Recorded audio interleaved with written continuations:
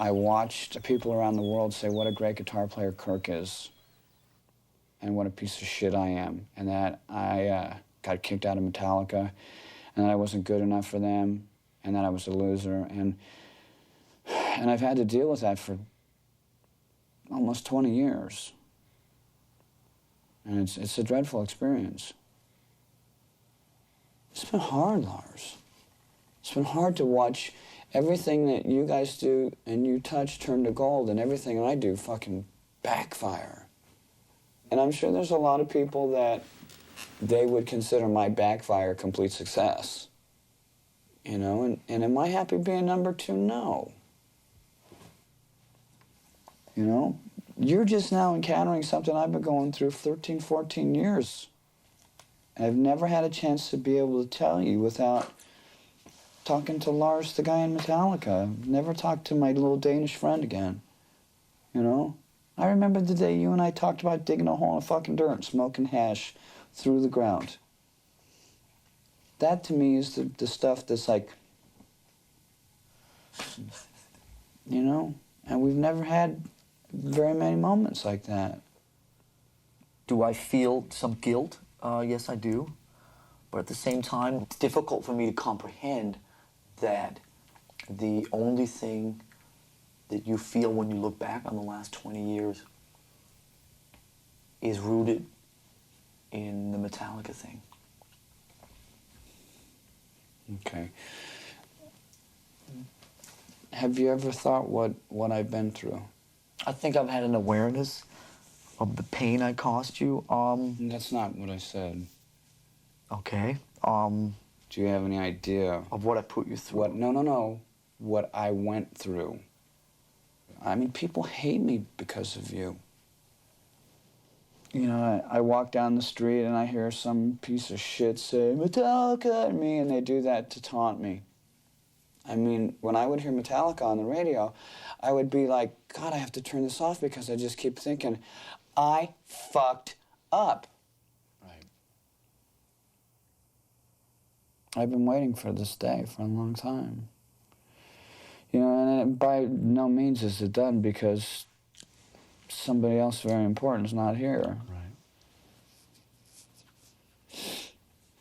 Do I wish it was 1982 all over again and you guys woke me up and say, hey, Dave, you know what? You need to go to AA? Yeah.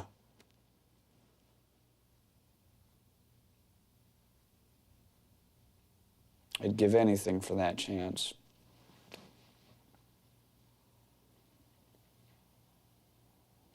Is there any last words you want to say to everybody out there? Metal up your ass! Okay, thank you. This is Donna Davis, and this is Metallica.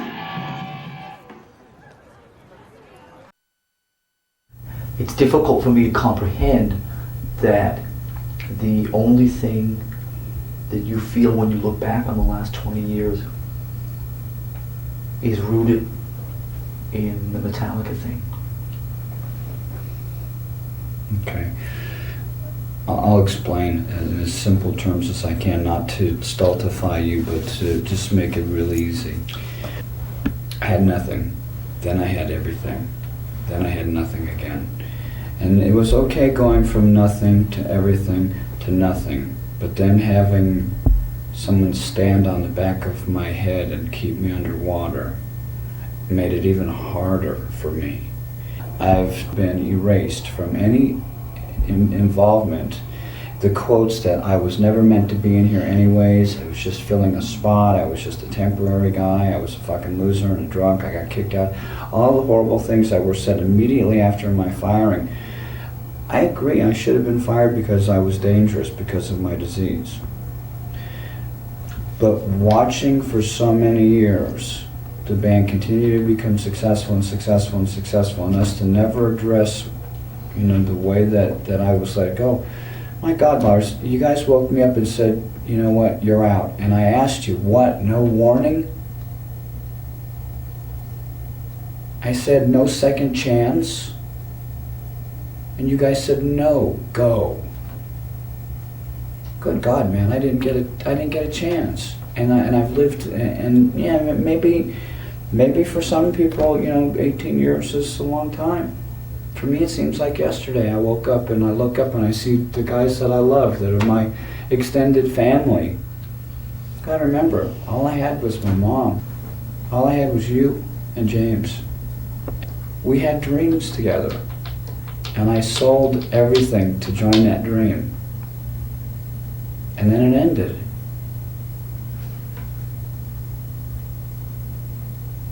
And I agree with you for doing what you did because of the nature of the disease. But don't kid yourself. I mean, there was ways to address, what was going on, with my problem. And who I am sober is totally different from who I am drunk. We never gave it a try. We never gave it a chance. Would it have worked? As much as I loved being with you guys, I'm sure it would have. And coming down to the part about the violence, if I was at a party and I saw someone hit you again, I'd break his leg again in a second. That's just my nature. I'm overprotective to the people that I love. And every time I see Phil, I feel bad for him.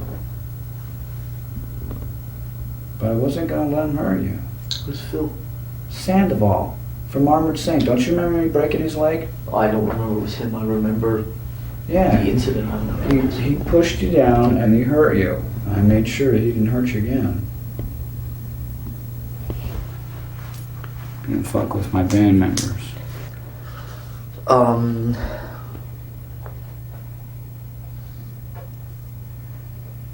I had this clear vision, which I don't know if I've ever told you, but the night where we decided to let you go, a couple of days before we let you go, and we played some show, and me and you were just sitting there, and I think we were smoking some pot and being very mellow, and I just remember I had this clear vision of just being overwhelmed with sadness and emotion about what was about to go down literally like 8 hours after that.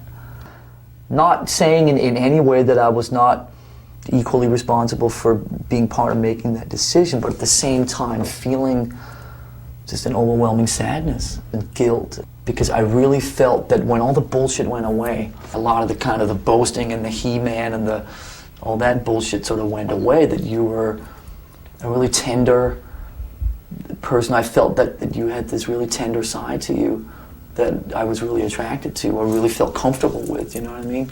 And I think that's always been there. And that's why I think I sought you out. I'm not mad at you, Lars. I know you're not. And I don't want anything from anybody. I still have my dreams. I'm glad that James is getting help. I really am. I wish that James was here. I wish Cliff was here.